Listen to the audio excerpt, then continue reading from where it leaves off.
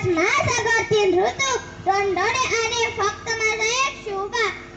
मराठा वंश एकच राजे शिवराय माझे सूर्यनारायण जर उगवले नसते तर आकाशाचा रंगच समजला नसता सूर्यनारायण जर उगवले नसते तर आकाशाचा रंगच समजला नसता